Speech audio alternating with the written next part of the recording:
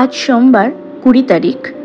মুম্বাইতে আজ লোকসভা নির্বাচনের দিন, যার ফলে ম্যাক্সিমাম অফিস কাছারি ছুটি আছে এখানে, যাতে সবাই গিয়ে ভোট দিতে পারে। তো আজকে তার মধ্যে গরমটাও খুব মারাত্মক, সেই জন্য খুব বেশি কিছু ঝামেলার রান্নাতে আজ আর গেলাম না। আজকে সিম্পল শুধু সর্ষে বাটা দিয়ে হালকা করে পাবদা মাছের একটা ঝাল করব। সর্ষে বাটা দিয়ে হালকা করে এই জন্য বললাম যে সর্ষে বাটার পরিমাণটা আমি ভীষণ কম দেব, আর মোটামুটি ঝোলটা একটু পাতলা রাখবো, গা মাখা না করে।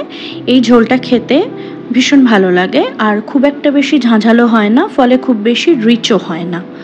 মাছগুলোকে নুন হলুদ মাখিয়ে ভালো করে ফ্রাইং প্যান গরম করে তাতে এপিট ওপিট করে ভেজে নেব।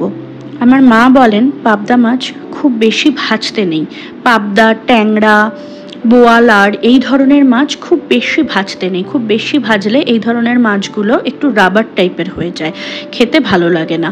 তো মোটামুটি প্রত্যেকটা পিঠ ওই 1-1.5 মিনিট করে ভেজে নিচ্ছি, কোনো রকম কোনো লাল স্পট যাতে না আসে সেই পর্যন্ত। আর একটা পেস্ট রেডি করে নিচ্ছি, যেটার জন্য খুব সামান্য সর্ষে, তার সাথে অল্প একটুখানি পোস্ত, কাঁচা লঙ্কা, এর সাথে দিলাম সামান্য একটুখানি লবণ, দিয়ে এটাকে ভালো করে আমি গ্রাইন্ডারে গ্রাইন্ড করে নেব। এখানকার যে সর্ষেগুলো সেগুলো আমার কাছে ভীষণভাবে মাঝে মাঝে তেতো মনে হয়, আমি জানি না কি কারণ। আমি রিসেন্টলি কলকাতা থেকে সর্ষে আনিয়েছি, আমার মাসি পাঠিয়েছেন। তো এবার আমার একটা অভ্যেস হয়ে গেছে, এই সর্ষের তেতো ভাবটা কাটানোর জন্য আমি খুব সামান্য টক দই এটার মধ্যে দিই, এবং তাতে আমি দেখেছি সর্ষের সেই তেতো ভাবটা আসে না।